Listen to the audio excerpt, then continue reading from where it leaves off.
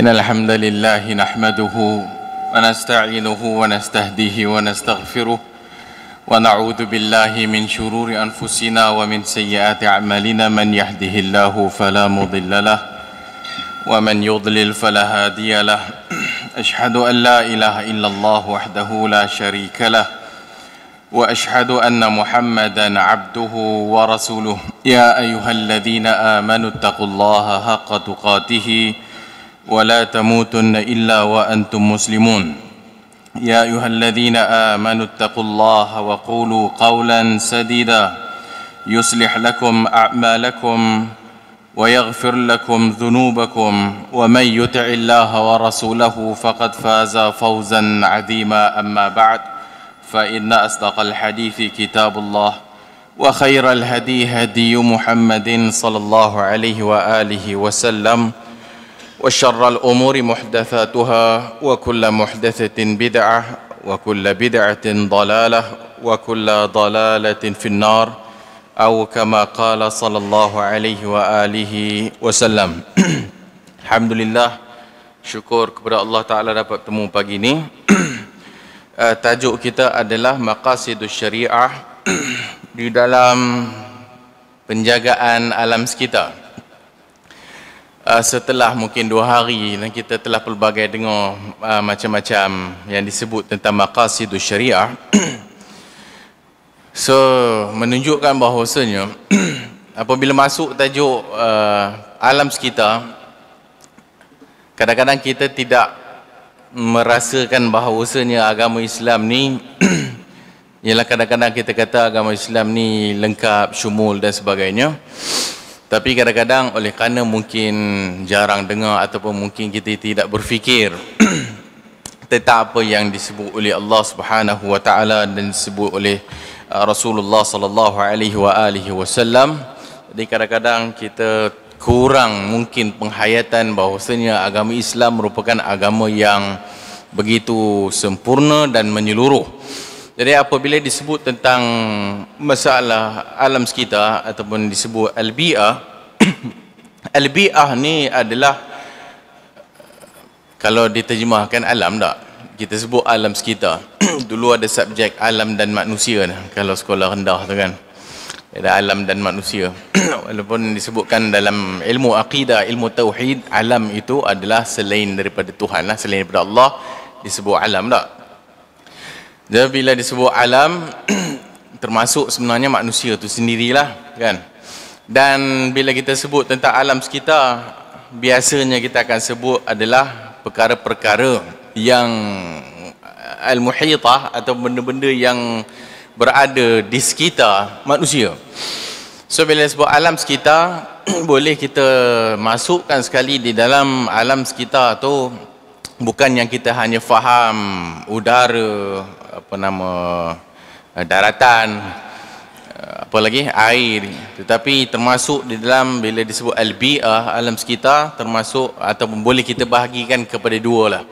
Satu dipanggil al-bi'atu al-hayyah, alam yang bernyawa ni kita sebut hidup, dan satu lagi al-jamidah, iaitu alam yang tak bernyawa.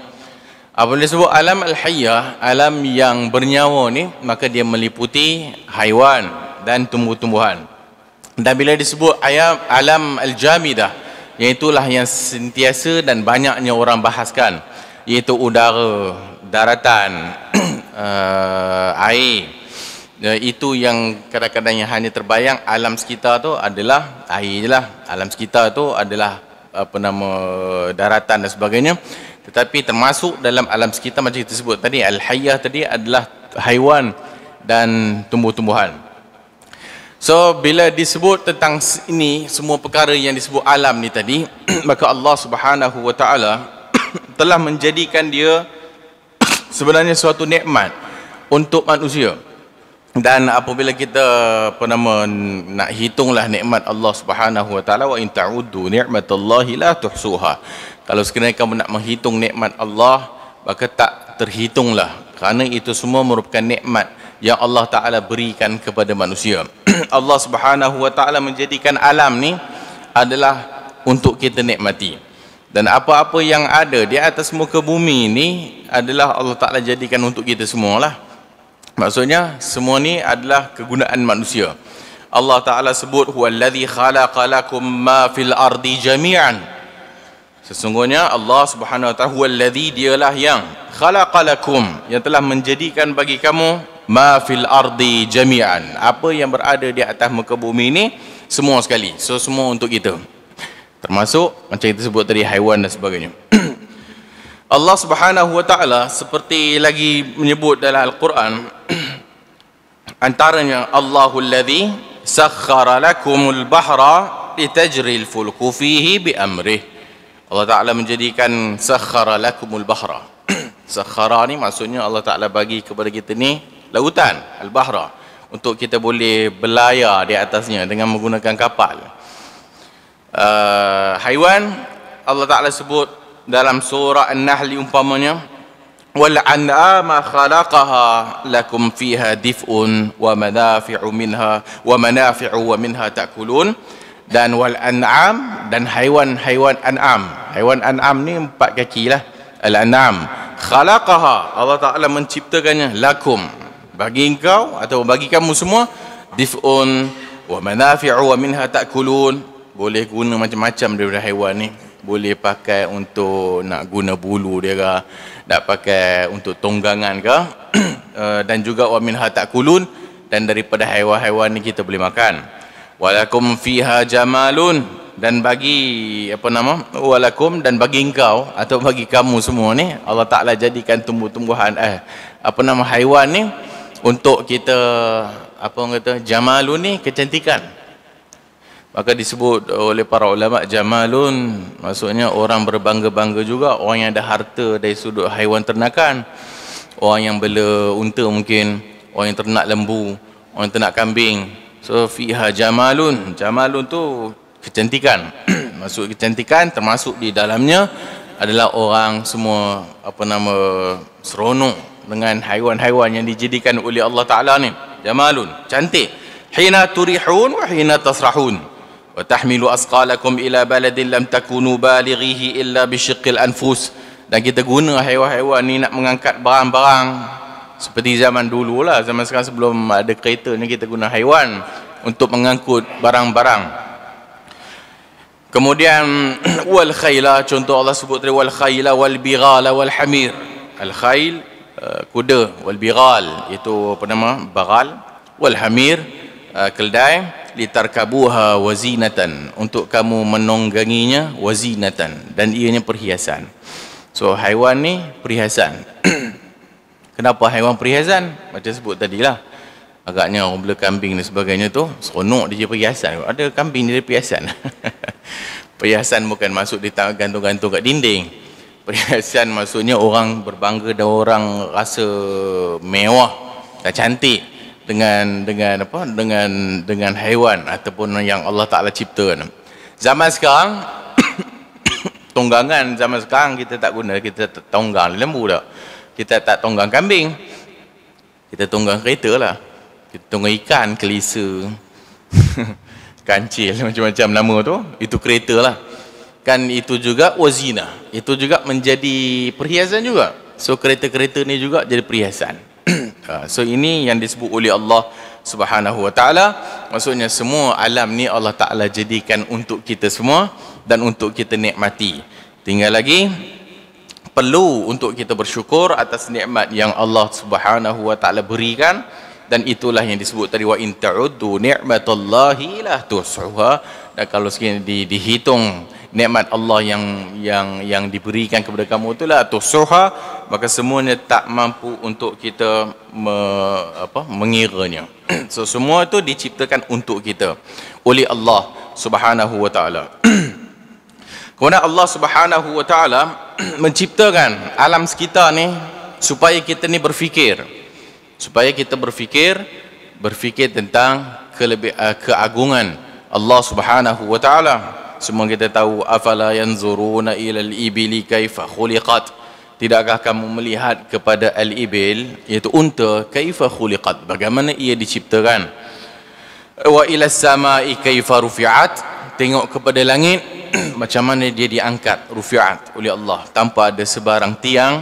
Wa ilal jibali kaifa nusibat, lihat kepada gunung ganang macam mana dia tu tertegak, teguh, nusibat. Wa ila ardi kaifa sutihat, dan bagaimana bumi itu Allah Taala bentangkan.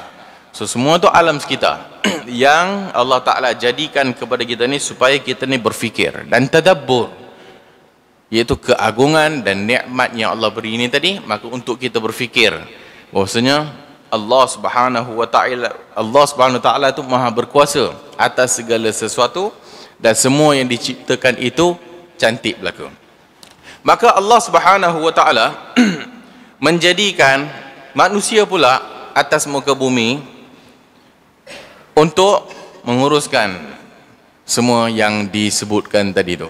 Apabila Allah Ta'ala sebutkan untuk dijadikan bagi kamu semua sekali tu, maka Allah Ta'ala sebenarnya suruh ataupun menugaskan manusia ni untuk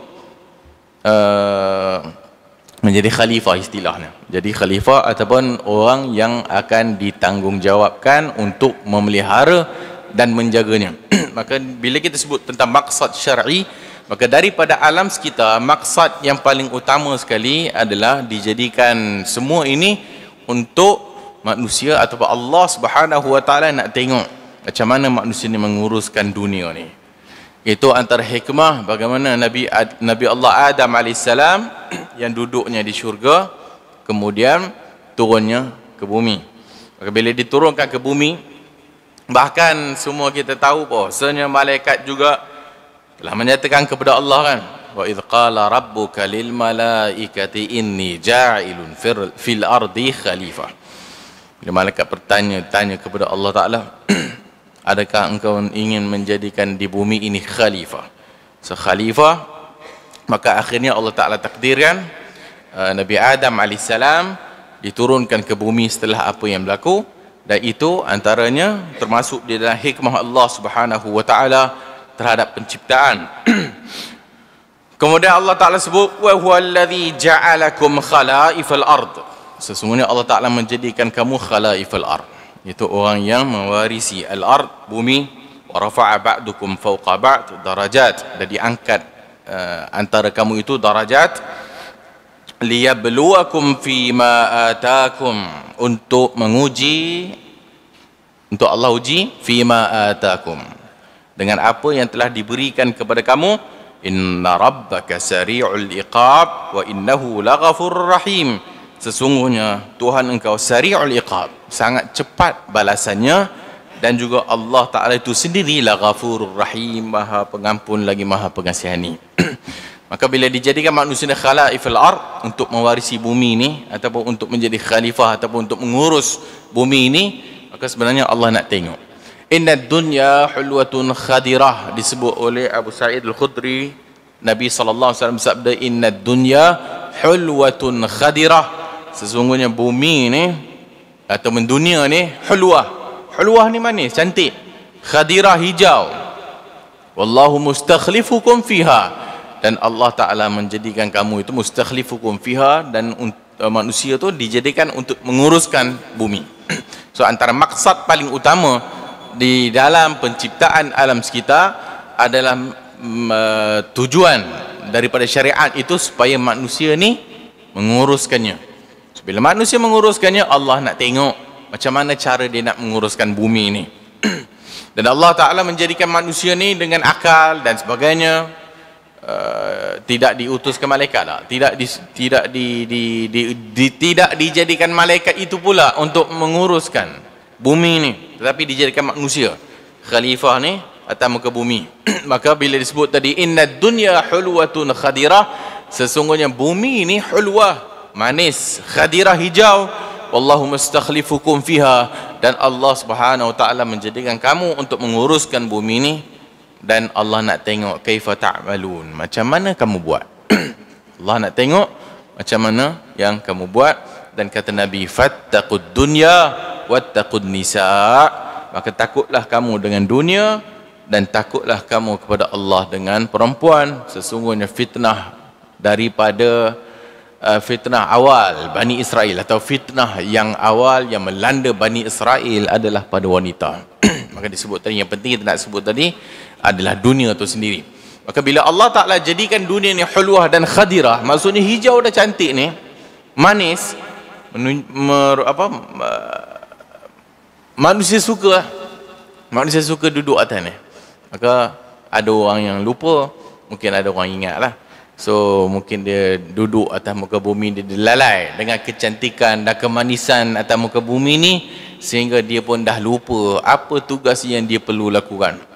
Daripada tujuan utama engkau dijadikan itu bukan untuk bercita-cita untuk duduk atas muka bumi bagi lama, tapi Allah Ta'ala jadikan cantik dan hijau tu bertujuan untuk kamu duduk dan uruskannya menurut apa yang dikehendaki oleh Allah dan Rasulnya.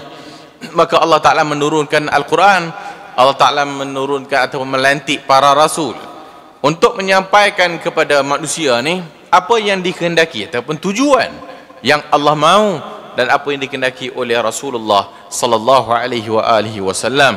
Wa inni mustakhlifukum fiha dan kami jadikan kamu itu sebagai yang menguruskan dunia ni, dan akan dilihat fiha fayanzuru kaifa, dan akan ditengok macam mana kamu nak uruskan, kaifa ta'malun, macam mana kamu nak menguruskan bumi ini. So ini adalah maksud yang paling utama sekali di dalam penciptaan bumi ni ataupun dunia ni, ataupun disebut alam sekitar. Termasuk dalam dunia ni macam kita sebutkan tadi, alam sekitar.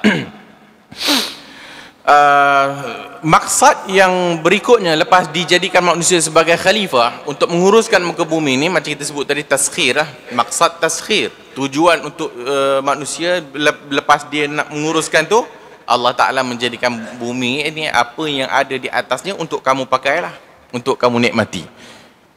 Allah Ta'ala menjadikan semua ni atas bumi ni atau atas dunia ni jami'an bagi kamu semua, boleh buat belaka ataupun semua ni untuk kamu nikmati. Dan nikmati itu berdasarkan apa yang dikehendaki oleh Allah dan Rasulnya. Maka kalau sekiranya dia mentadbir urusan alam sekitar ni, dunia ni dengan apa yang Allah Ta'ala suka dan apa yang Allah Ta'ala redha, maka dia mendapat pahala dan dia akan diganjari syurga.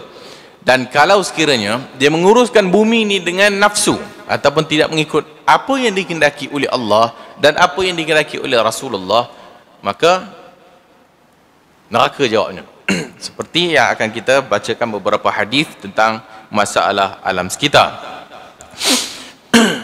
Apabila disebut lagi tentang alam sekitar, Allah Subhanahu wa Ta'ala, kalau kita tengok dalam penciptaan alam sekitar ni, Allah Ta'ala mengaitkan tentang alam sekitar dengan ataupun apabila kita sebut tentang alam sekitar ni, dia ada hubung kait dengan akidah tauhid, dengan akidah tauhid dan keimanan kepada Allah Subhanahu wa Ta'ala. Ayat, bila kita sebut ayat, wa fil ardi ayat, dan di bumi itu ayat, itu tanda-tanda. Ayat itu tanda-tanda lil muqinin, bagi orang yang yakin. Wa fi anfusikum, dan dalam jiwa kamu ataupun dalam diri kamu sendiri. Afala tubsirun, tidakkah kamu melihatnya? Maka sebenarnya bila Allah Ta'ala ciptakan kita ni sendiri, dan bila Allah Ta'ala ciptakan alam sekitar ni, maka Allah Ta'ala suruh kita berfikir dan kita tadabbur. Dan bila kita berfikir dan tadabbur, bila disebut tadi wa fil ardi ayat lil muqinin, pada bumi ataupun di bumi itu ada tanda-tanda bagi orang yang yakin dengan Allah Subhanahu wa Ta'ala. Maksudnya tanda-tanda kebesaran Allah untuk orang yang beriman yakin, ataupun orang yakin, orang beriman lah. Dan wa fi anfusikum tadi tu, dalam jiwa ataupun penciptaan manusia itu sendiri ada benda yang perlu kita fikir tentang Allah ataupun kebesaran Allah Subhanahu wa Ta'ala. Afala tubsirun, maka Allah kata, tidakkah kamu nampak, tidakkah kamu melihatnya ataupun tidakkah kamu berfikir? Maka suatu isyarat menunjukkan bahawasanya besar dan agungnya penciptaan Allah Subhanahu wa Ta'ala terhadap makhluk-makhluk yang diciptakan. Kemudian apabila duduk dalam atas muka bumi ini, inna fi khalqis samawati wal ardi wa ikhtilafil laili wan nahar, sesungguhnya di dalam penciptaan langit-langit dan bumi, wa ikhtilafil laili wan nahar, dan berubahnya malam dan siang, wal fulki allati tajri fil bahri, dan kapal-kapal yang melayari lautan. Bima yanfa'un nas wa ma anzalallahu minas sama', dan apa-apa yang diturunkan oleh Allah Ta'ala daripada langit, min ma'in, daripada air langit, maksudnya air hujan, fa ahya bihil arda ba'da mautiha, dan dihidupkan daripada air langit itu atau air hujan itu bumi yang mati, dihidupkan setelah matinya, dihidupkan. Wa batha fiha min kulli dabbatin wa tasrifir riyah was sahabi al musakhkhari baina as-sama'i wal ardi la ayatin liqaumin yaqilun. Semua tu penciptaan langit dan bumi, kemudian ditiup angin, perjalanan ataupun awan, semua tu adalah ayat liqaumin, adalah tanda-tanda bagi kaum yang ada akal, bagi kaum yang ada akal. Maka bila kita sebut bagi kaum yang ada akal, sebenarnya Allah mengisyaratkan daripada alam sekitar dan penciptaan yang Allah cipta ni supaya kita berfikir tentang keagungan dan kekuasaannya. Maka itu semua masuk di dalam tauhidur rububiyah. Tauhid ar-rububiyah. Qul limanil ardu wa man fiha in kuntum ta'lamun. Allah kata, katakanlah wahai Muhammad kepada mereka ni, limanil ard, bumi ni untuk siapa? Limanil ard, bumi untuk siapa? Maka ditanya kepada kita, bumi untuk siapa tak? Wa man fiha, dan apa yang ada di dalam, atau siapa yang ada, in kuntum ta'lamun, kalau sekiranya kamu mengetahui. Sayaquluna lillah, mereka semua akan kata Allah, milik Allah. Sayaquluna lillah. Qul afala tadhakkarun, katakan kepada mereka, maka tidakkah mereka itu ingat? Qul man rabbus samawati sab'i wa rabbul arsyil azim, katakan kepada mereka, siapa dia Tuhan yang menguasai ataupun Tuhan yang memiliki langit-langit yang 7 dan Tuhan yang memiliki arsy yang agung. Sayaquluna lillah, mereka kata semua milik Allah. Qul afala tattaqun, katakan kepada mereka, tidakkah mereka bertakwa? Tidakkah mereka bertakwa? Maka daripada penciptaan ni, mula-mula penciptaan bumi untuk siapa? Dia kata Allah. Kemudian ditanya lagi, siapa dia Tuhan yang menciptakan langit dan bumi itu? Maka mereka jawab Allah. Kenapa tak nak takwa? Kenapa tidak takut Allah Subhanahu wa ta'ala? Qul afala tattaqun. Qul man biyadihi malakutu kulli syai'in wa huwa yujiru wa la yujaru alaihi in kuntum ta'lamun. Sayaquluna lillah qul fa anna tusharun. Surah Al-Mu'minun. Banyak lagi ayat yang lain yang menceritakan bagaimana Allah Subhanahu wa ta'ala suruh Nabi ni tanya kepada manusia ni, bumi ataupun alam yang diciptakan untuk dia itu adakah milik siapa? Maka bila dia jawab milik Allah, maka Allah kata kepada orang, kenapa tidak bertakwa dan kenapa tidak beriman kepada Allah Subhanahu wa taala? So termasuklah maksud kenapa tak bertakwa kalau sekiranya orang melakukan fasad, orang melakukan kehancuran atas muka bumi ni. Manusia apabila disebut oleh Allah Ta'ala zahara al-fasadu fil barri wal bahr, muncul ataupun telah terzahirlah fasad, kerosakan bumi dekat lautan, semuanya bima kasabat aidin nas, semuanya adalah dengan tangan-tangan manusia. Maka relate dengan ayat yang tadi tu, kamu dah kata bahasanya alam sekitar ni Allah Ta'ala ciptakan dan dia ni milik Allah, kenapa kamu rosak? Kita ni dibagi pinjam aja untuk kita nikmati. Kita pergi pinjam barang orang, pinjam kereta orang, pergi umban dalam hutan atau pergi campak dalam gaung ke apa benda jahanam kereta orang, boleh ke tak boleh? Bukan milik kita. Pergi pinjam barang orang, dia pergi rosakkan barang orang, kan tak sepatutnya. Maka kita ni dipinjamkan oleh Allah Ta'ala bumi yang cantik dan indah ni, kemudian kita buat kerosakan atas muka bumi. Tak malu kah kita? Dan tidak takutkah kita kepada Allah Subhanahu wa ta'ala? Kemudian hadis Rasulullah sallallahu alaihi wasallam apabila bercakap mengenai iman, kata Nabi, al-iman 70 lebih cabang tak? Al-iman, iman tu sendiri ada 70 lebih cabang. Dan Nabi SAW menyatakan Yang paling tinggi daripada cabang iman itu adalah qaul la ilaha illallah. Dan yang paling rendah tingkatan iman itu imatatul adza 'anit tariq. Paling rendah cabang iman adalah membuang duri-duri di jalanan. Duri-duri di jalanan ni maksudnya benda yang mengganggu. Tengah-tengah jalan ada duri, kalau terpijak kan sakit. Maka dimasukkan oleh Nabi SAW itu kalau sekiranya manusia membuang duri yang ada di atas jalanan supaya dianya tidak menyakiti orang, maka itu adalah iman ataupun tingkatan iman yang paling rendah. Poinnya adalah Allah ataupun Nabi SAW hanya mengaitkan orang yang menjauhkan sesuatu yang boleh menghalang atau menyakiti orang atas jalan, maka itu dimasukkan dalam iman. Maka apatah yang lain. Kalaulah duri yang ada kat jalanan pun kalau kita buang, itu iman. Maksudnya kalau ada duri kat jalanan dan kita tak buang, apa maksudnya? Mana iman? Kita pun jalan-jalan, ada orang buah paku atas jalan, tak? Nampak paku tu memang tujuannya memang nak pergi pancit tayar. Kita pun biarlah. Biar. Itu tak ada iman namanya. Kalaulah disifatkan membuang duri di jalanan, hak tu yang paling rendah, iman yang paling rendah, kita pula tengok dan kita tak buang. Dibimbangi, mana imannya? Maka itu hubung kait. Hanya buang duri. Itu kalau duri. Tapi kita pergi campak pula sampah tengah jalan. Dan buat kerosakan atas muka bumi, itu lagi besar daripada hanya buang duri di jalanan. Maka itu disifatkan oleh Nabi SAW dan dimasukkan di dalam 70 lebih cabang tadi itu. Adnaha imatatul adza 'anit tariq, dan wal haya'u syu'batun minal iman, dan malu itu adalah sebahagian daripada cabang iman. Maka perbuatan membuang azab daripada jalan itu merupakan amal yang diistilahkan oleh Nabi adalah orang yang beriman. Ataupun masih kenapa dia buang? Itu kerana iman dia kepada Allah Subhanahu wa ta'ala. Maka tengok, daripada sekecil benda pun kita disuruh memelihara supaya jangan berlaku kerosakan, jangan berlaku kesakitan kepada makhluk Tuhan pun, itu juga dikira iman. Dalam hadis yang lain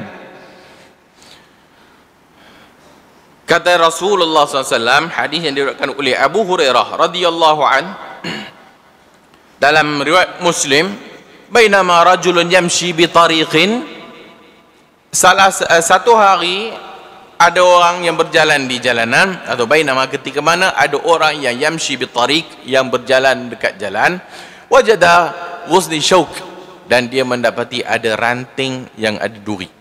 Ranting pokok yang ada duri dia nampak dekat atas jalan, ala tariq, fa akhadhahu, dia pun ambil ranting yang berduri tadi tu. Yalah, maksudnya bukan poinnya ranting yang berduri. Kalau ranting tak ada berduri, biar. Tak, yang pentingnya benda tu menghalang, atau benda tu something yang menyebabkan nanti orang lain akan langgar dan sebagainya. Bainama rajulun, ketika mana ada satu orang yang berjalan di jalanan dan dia nampak ada suatu ranting yang berduri, dan fa'akhadahu, dia ambil, fasyakarallahu lahu, Allah berterima kasih kepada dia. Fasyakarallahu lahu, Allah berterima kasih kepadanya, faghafaralah, dan Allah ampunkan dosa dia. Allah kaitkan dengan perbuatan membuang ranting ataupun membuang sesuatu yang menghalang di jalanan, maka dia pun ambil dan buang, maka Allah berterima kasih kepada dia. Dan bila Allah berterima kasih kepada dia, Allah rezekikan pengampunan untuk dia. Apatah lagi kalau dahan pokok. Kalau dahan pokok hak runtuh memang kita tak boleh angkat, berat tak? Telefonlah orang yang sepatutnya, kan? Telefon, ada pokok tumbang, maka tu sendiri, walaupun hadis ni bukan maksudnya kita tak boleh angkat lah pokok tumbang besar benar, dahan ni balik dah lah, kan? Tapi kalau dia ambil inisiatif, dia pergi call orang yang sepatutnya, orang tu pun datang nanti potong-potong dan buang, maka orang yang call itu juga termasuk orang yang buang. Kerana dia mengambil tindakan daripada apa yang dia nampak ni tadi. Dalam hadis Muslim, fa'akharahu, Bila dia nampak ranting yang berduri ni tadi, fa akharahu, dia alihkan, dia tolak tepi, alihkan, maka fasyakarallahu lahu faghafaralah, maka Allah berterima kasih kepadanya dan mengampunkan dosanya. Daripada Maqal bin Yasar, aku mendengar Rasulullah bersabda, man amata adan an tariqil muslimin kataba lahu hasanatan wa man taqabbalat lahu hasanatan dakhala al jannah. Man amata adha, sesiapa yang membuang sesuatu halangan yang berada di jalanan orang Islam, kataballahu lahu, dituliskan baginya satu kebaikan, dan sesiapa yang menerima satu kebaikan itu, dakhalal jannah, masuk syurga. Maka dikaitkan pula dengan masuk syurga. Maka buang duri atau membuang ranting yang ada dekat jalanan dapat masuk syurga, diampunkan oleh Allah Ta'ala dan masuk syurga. Maka apa lagi yang kita mau? Apa lagi yang kita tak nak buat di dalam memelihara alam sekitar? Maksudnya, bila menjaga alam sekitar, Allah Ta'ala berterima kasih kepada kita. Allah Ta'ala perlu ke berterima kasih kepada kita? Tak perlu tak? Bukan tujuan Allah Ta'ala cipta dunia ni kemudian kalau kita tak buat, Allah rasa rugi, kan? Kerajaan buat sesuatu, kita pergi rosakkan. Oh, rugi kerajaan tak? Kerajaan pun tak nak buat dah. Itu manusia. Tapi Allah Ta'ala cipta benda cantik, Allah Ta'ala suruh jaga, dan kau tak jaga, manusia tak jaga, Allah tidak pernah rugi sikit pun. Tapi Allah nak tadi tu menjadikan kamu tu, bagaimana kamu nak uruskan benda tu. Maka bila kita uruskan hanya dengan membuang ataupun mengalihkan halangan-halangan yang berada di jalan ni, Allah istilah fasyakarallahu lahu, maka berterima kasih kepada dia. Bukan Allah perlukan kau sangat, tetapi kau buat itu kerana takut nanti terkena keburukan kepada makhluk Tuhan yang lain. Maka Allah Ta'ala berterima kasih kepada engkau, dan Allah Ta'ala mengampunkan dosa, dan dapat pula satu kebaikan. Daripada satu kebaikan itu, dakhalal jannah, masuklah syurga dia, kerana hanya membuang amata adan an tariq, iaitu membuang duri atau membuang sesuatu di jalanan. So itu benda yang kecil lah, yang diistilahkan kecil dan disifatkan oleh Nabi SAW, dan Nabi kaitkan dengan keimanan. Apa tujuan daripada hadis yang Nabi sebut? Maka tujuannya, walaupun benda kecil kalau kita buang telah pun mendapat pahala dan telah diampunkan dosa oleh Allah Ta'ala dan dimasukkan ke dalam syurga. Maka kalau sekiranya benda tu besar, maka sudah tentulah Allah Ta'ala lebih-lebihlah bersyukur, dan sebab itu Allah Ta'ala mungkin akan mengampunkan dosa. Kerana amalan ni ataupun setiap amal perbuatan insan, maka dilihat kepada had besar kecilnya. Maka kalau lagi besar yang dia buat, lagi besar pahalanya, dan lagilah banyak dosanya diampunkan oleh Allah Subhanahu wa Ta'ala. Maka hubung kait dengan keimanan. Semua kita tahu juga hadis yang selalu kita dengar adalah orang yang bagi minum anjing. Orang yang bagi minum anjing, itulah hadis yang masyhur pun, kan? Maka dia pun nak pergi minum, tiba-tiba dia nampak kalb, anjing, yalhasu thara. Dia nampak anjing tu dah terjelir lidah, dah terjilat tanah tu, dah mati dah, air tak ada. Dia pun pergi ambil khuf dia pergi ambil kasut dia, dan kemudian bagi minum anjing tu, kan? Fasyakarallahu lahu, Allah berterima kasih kepada dia. Anjing anjing, oh kalau kita punya takut anjing tak, biarlah anjing, bunuh kan dapat pahala. Kita lah kata. Kalau babi tiba-tiba jumpa babi, dah ke tak? Nak pergi minum tak? Babi tu kita tak boleh makan, tapi dia kena makan, kan? Kita tak boleh makan babi, tapi babi tu kena makan tak? Dia makhluk Tuhan. Tak boleh lah. Babi tu nanti kan Nabi Isa turun, nanti akan bunuh babi-babi. Itu kerja Nabi Isa lah. Kerja kita ni, dia makhluk Tuhan, maka dia perlukan makanan juga, bagi makan. Maka hak ni dapat pahala. Maka yang lelaki yang bagi minum anjing ni, fasyakarallahu lahu. Dalam hadis lain pelacur tak? Perempuan pelacur bagi minum anjing, maka dibaginya syurga untuk dia. Dalam hadis yang lain pula, kucing pula, kan? Perempuan muslimah, perempuan muslim bela kucing, habasatha, kurung kucing. Bila kurung, la ya'ta'abatha, tidaklah dia bagi makan pula kucing yang dibela tu. Mata jau'an, hatta mata jau'an, sampailah kucingnya itu mati kerana kelaparan. Dia pun kalau tak nak bagi pun, dia tak nak lah biar kucing tu pergi makan sendiri, pergi cari makan sendiri. Dia pergi kurung dan dia tak pergi makan. Mati kucing tu kerana kelaparan. Maka apa kata Nabi SAW? Maka perempuan ni adalah neraka. Perempuan tu adalah neraka. So nak bela kucing ke nak bela binatang boleh berdasarkan hadis tu. Kerana bila dia bela, dia kena bagi makan. Boleh bela. Kerana kalau sekiranya tak boleh bela, hadis tu tadi dia tak menceritakan tentang perempuan tu kurung. Itu bukan isunya. Perempuan tu kurung tak bagi makan, itu isunya. Kalau dia kurung dan dia bagi makan, maka dia dapat pahala.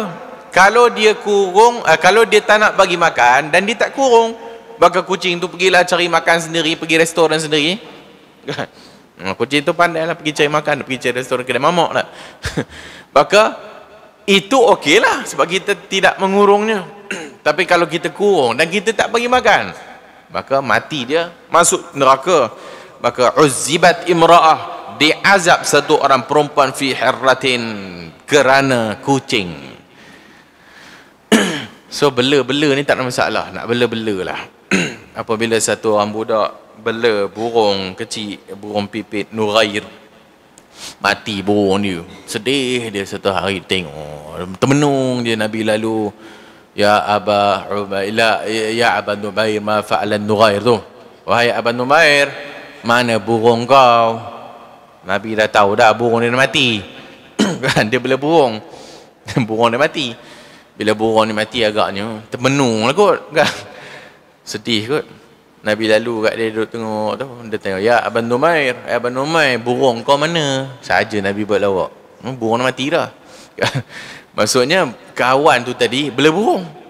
Dan dalam banyak yang riwayat lain, sahabat juga bela burung. Fil qafas, ada dalam sangka lah, fil qafas. Para sahabat kadang bela burung, dia burung dalam sangka. Menunjukkan bahawasanya boleh bela, tapi dengan syarat bagi makan. Maka dengan alam sekitar yang tadi kita sebut, adanya pertimbangan dosa dan pahala.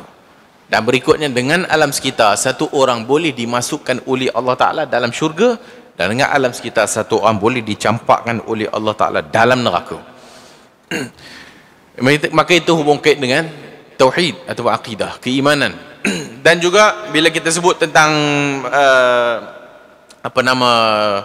alam sekitar juga, maka dia tarbiyah akhlak. Tarbiyah akhlak dalam penjagaan alam sekitar, himayatul bi'ah. Maka semua hadis-hadis yang bila kita nyatakan tadi tu menunjukkan bahawasanya walaupun dari sudut agama atau dari sudut akidahnya ada kaitan, hubung kait, satu penciptaan Tuhan, yang kedua dosa, pahala, syurga, neraka, ianya juga adalah tarbiyah akhlak. Kenapa dia tarbiyah akhlak? Kerana diperintahkan untuk manusia ni untuk berakhlak dengan akhlak yang baik. Dan akhlak ni disebut oleh Rasulullah sallallahu alaihi wasallam, akmalul mu'minina imanan, orang Islam yang paling sempurna Islamnya ataupun imannya adalah ahsanuhum khuluqa, adalah akhlaknya yang paling baik. Akhlaknya yang paling baik. Nabi SAW menyatakan dalam hadis Abdullah ibn Amr, lam yakunin Nabi sallallahu alaihi wasallam fahishan wala mutafahishan wa kana yaqul inna min khiyarikum ahsanukum akhlaqa. Antara orang yang terpilih di kalangan kamu ahsanukum akhlaqa, akhlak yang paling elok. So bila sebut tentang akhlak, maka sudah tentu sangat berkait rapat dengan penjagaan alam sekitar. Kalau sekiranya disebut tadi dengan haiwan-haiwan, dengan apa semua tadi itu, maka ianya juga menunjukkan akhlak. Satu orang yang buat baik kepada makhluk Tuhan, itu binatang, maka itu akhlak yang baik. Satu orang yang berbuat baik ataupun berakhlak, kita akhlak ni kadang-kadang akhlak tu faham akhlak dengan orang je. So akhlak bermula kan akhlak dengan Tuhan, akhlak dengan Allah Azza wa Jalla, akhlak dengan Rasulullah, akhlak dengan manusia. kemudian akhlak dengan binatang, akhlak dengan tumbuh-tumbuhan. Maka semua alam sekitar ni mengajar kita akhlak. Apabila disuruh kita ni berakhlak dengan akhlak yang elok, bukan berakhlak dengan orang aja. Maka bila kita buat dengan makhluk Tuhan yang lain juga dengan akhlak yang elok, maka di situ dapat pahala. Bila beri makan haiwan, itu akhlak yang baik. Bila pergi menyiksa haiwan, itu akhlak yang buruk. Tak ada kerja tangan dia tu pergi cabut-cabut pokok, pergi tarik-tarik bunga. Tak ada kerja. Akhlak tak elok dah. So ini ada hubung kait juga dengan akhlak. Semuanya akhlak. Apabila satu hari Nabi sallallahu alaihi wasallam nampak ataupun pergi kepada satu rumah, satu rumah yang dia tu, bila Nabi pergi ke belakang rumahnya itu ada unta. Dan unta tu merengek-rengek. Merengek-rengek tu dia cakap dengan Nabi tak. Tapi orang tak faham lah. Dia cakap dengan Nabi, unta tu boleh cakap dengan Nabi. Nabi kata, siapa dia tuan punya unta ni kan? Man sahibu hadzal jamal ni, siapa punya unta ni? Dia mengadu kat aku, dia ni disuruh buat kerja tapi makan tak bagi. Tuji'uhu. Dia mengadu kat Nabi. Maka Nabi tanya, siapa dia tuan empunya unta? Dia mengadu kat aku, kau ni suruh dia buat kerja. Yalah, unta kerjanya apa? Angkat barang lah kan. Kau rarak bubur barang kat belakang unta tu. Maka bila bawa barang kat belakang unta tu, agaknya tak pergi makan agaknya. Maka nak ngadu kat orang tu tak faham-faham. Kan gitu kan, faham bahasa haiwan. Maka dia mengadu kepada Rasulullah sallallahu alaihi wasallam. Dan Nabi kata, siapa punya ni, dia mengadu kepada aku, tak diberi makan. Sebaiklah. Sama sekarang unta tak boleh cakap dah. Kalau semua binatang tu boleh bercakap, baru kita nak buat akhlak yang elok kot kan. Tapi kenapa tak buat akhlak yang ni? Sebab semua ni tak boleh bercakap. Sedangkan kita semua tahu bahawasanya semua makhluk Allah bertasbih kepadanya tak? Semua makhluk Allah bertasbih kepadanya. Bertasbih. Bila semua makhluk Allah bertasbih kepadanya, kemudian kita buat tak elok, ataupun kita tidak berakhlak dengan akhlak yang elok, maka hak ni tidak berakhlak dengan Allah Subhanahu Wa Taala, dan sudah tentulah tidak berakhlak kepada haiwan tersebut. Nabi SAW dalam banyak hadis tentang itu binatang, banyak lagi tentang binatang ni. Nabi tak bagi kita duduk atas unta kemudian duduk stay tak bergerak. Maksudnya duduk atas unta tu, duduk melepak, duduk atas unta tu, unta tu pun diri dia, kita duduk atas dia. Nabi tak bagi. Kalau dah tak berjalan, turunlah kan. Unta tu pun boleh rehat kan? Kalau nak naik boleh bagi berjalan. Tapi kalau duduk dia stay lama, dia pun sedap dia duduk atas tu. Kemudian unta tu tanggunglah berat badan itu, maka tu tak dibenarkan. Banyak tentang haiwan ni Nabi sebut tentang masalah haiwan. Kalau kita baca lagi hadis-hadis tentang alam sekitar berkenaan tentang haiwan ni, agaknya pertubuhan haiwan tu pun agak gini Islam dah. Tapi sebenarnya orang Islam pun tak pernah baca hadis-hadis tentang binatang ni. Belum masuk bab tumbuh-tumbuhan. Siapa yang pergi potong pokok sidr, siapa yang pergi potong daun pokok bidara tak ada sebab, sawwaballahu ra'sahu finnar, Allah campakkan dia dalam neraka. Maksudnya potong pokok tak ada sebab, tak ada tujuan. Allah kata sawwaballahu, Nabi kata dicampakkan dalam neraka. Bukan tak boleh potong pokok kalau ada keperluan, tapi potong je. Betul dah bincang macam mana cara nak jaga alam sekitar kan. Dia pergi potong balak habis semua, kemudian jaga. Macam mana cara nak jaga alam sekitar? Sebenarnya dah sebut dah. So kalau pergi tebang pokok tanpa ada tujuan, sebenarnya neraka jawabnya. Semua ni penjaga alam sekitar. Kalau masalah alam sekitar air dan sebagainya, semalam kita dah dengar forum lah, Dr. Juanda dah sebut tentang hadis air dan sebagainya. Nabi sebut ittaqu al-mala'in thalas, takutlah kamu kepada 3 yang kena laknat. Siapa yang 3 yang kena laknat? Orang berak dekat tengah jalan. Yatakhalla, orang yang buang air dekat jalan orang, ataupun berikutnya buang air dekat bawah teduhan orang. Buang air dekat mauridil ma', buang air dekat tempat orang nak minum. Memang kena celaka kan. So kena laknat tu. Nabi sendiri menyatakan bahawasanya takutlah kamu kepada orang yang kena laknat. Siapa dia orang kena laknat? Yang tadi itulah. Kalau sekiranya berak dekat mawarid, berak dekat tempat orang yang sumber air, dia pergi berak kat situ. So ini kena laknat. Zaman sekarang, zaman moden sekarang ni, masuk tandas tak erti pam, kena laknat lah. Masuk tandas tak erti pam. Dia biar je kapal selam dia terdampar kat situ kan. Kalau kita belajar bab taharah, Nabi sebelum buang air, kan Nabi bawa air tak? Nabi bawa air kan? Bawa air, kau dah pergi buang jauh daripada orang, bukan dekat tempat orang. Kemudian bawa air. So sebelum nak buang air tu, check lah air ada ke tak ada. Tu kan, itu faedah jadi tu kan. Nabi bawa air.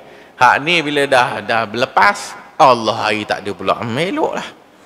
Memang orang berikut celaka, dah kena celaka orang. Itulah kena laknat tu. Zaman moden lah. Itu tanda-tanda zaman moden. Nabi kalau pergi buang air, abad, jauh. So jauhnya Nabi buang air tu supaya orang tak nampak, dan untuk menutup aib kita lah. So ini semua adalah dalam proses penjagaan alam sekitar. Dalam daratan, termasuk yang tadi itulah, berak dekat tempat yang tak sepatutnya, sini semua dalam rangka menjaga alam sekitar. Walaupun zaman sekarang tak ada disebut petrol ke apa ke benda ke, pertumpahan minyak kat laut ke, tetapi semuanya isyaratnya begitu. Jangan kencing dalam air yang tak bergerak. Jangan kencing dalam air yang tak bergerak, kemudian mandi pula dalamnya tu. Dia pergi kencing dalam air kolam mandi. Kolam bukanlah swimming pool besar tu. Kalau swimming pool besar tu bolehlah cover kan, sebab air lebih 2 kolam. Hak ni dia pergi kencing dekat air yang sedikit, rosaklah air tu. Maka apabila kita buat satu tindakan yang merosakkan air itu, maka itu tidak menjaga alam sekitar. Lebih besar daripada itu, yang sungai-sungai, yang laut-laut, itu maksud utamanya. Apabila disebut dalam hadis-hadis Nabi ini, maka tujuannya menjaga kebersihan, tujuannya menjaga alam sekitar. Maka kalaulah benda kecil ni pun kita tak boleh nak jaganya, maka kalau yang besar-besar tu lagilah. Dan mungkin tak pernah terfikir pula cara nak bersih, ataupun cara macam mana kita nak jaga alam sekitar kita ni. Maka sebenarnya telah pun ada disebut dalam banyak hadis-hadis Rasulullah sallallahu alaihi wasallam.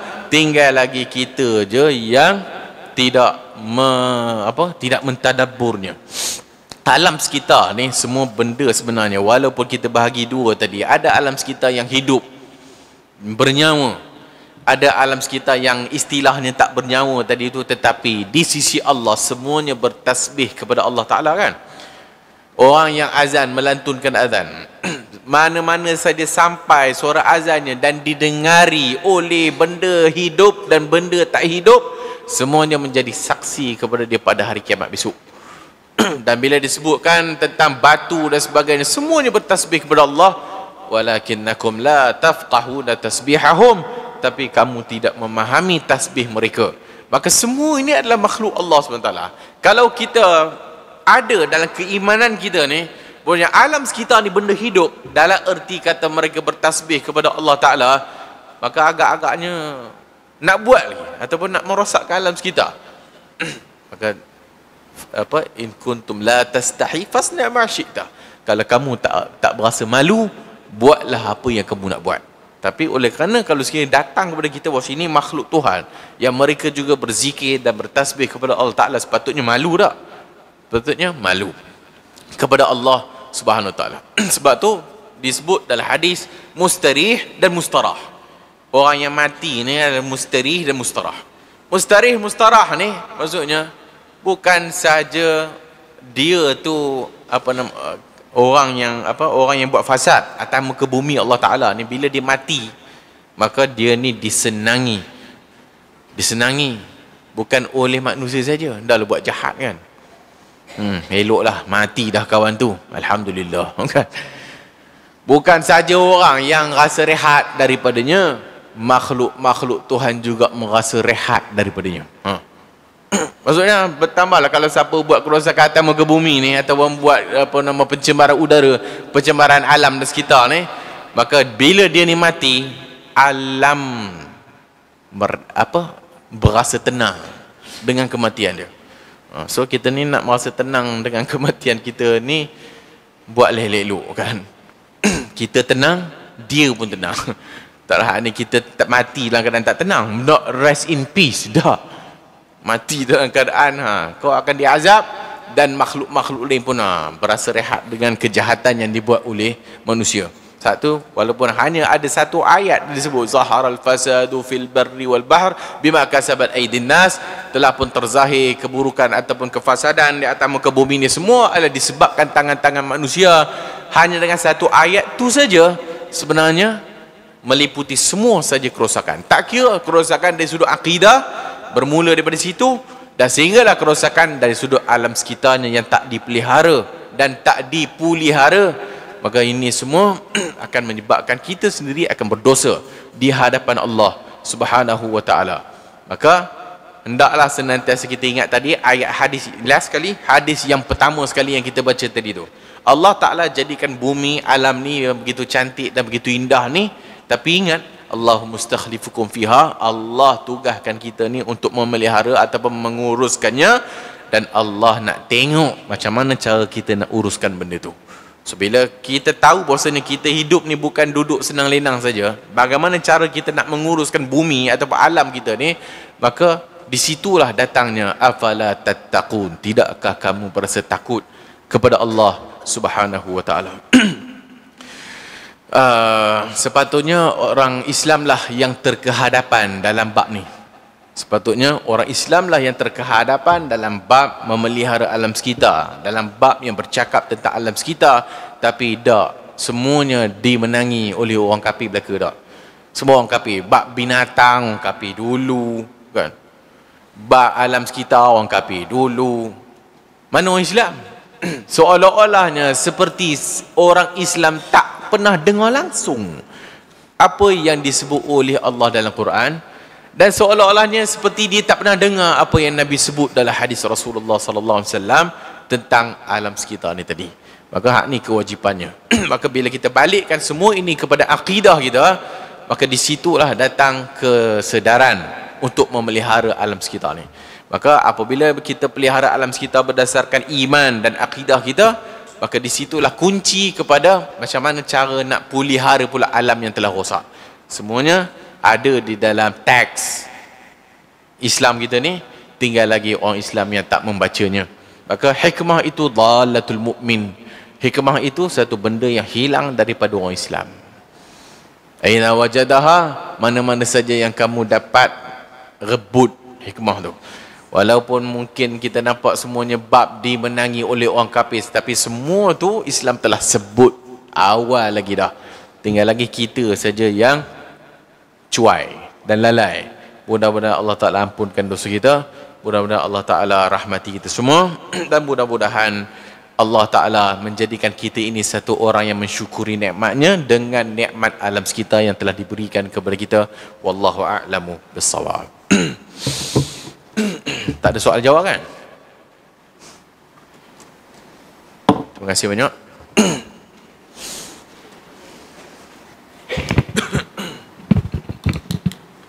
Jazakumullah khairul jaza diucapkan kepada Ustaz Muhammad Khairul Anwar atas penyampaian beliau yang sangat mantap tadi.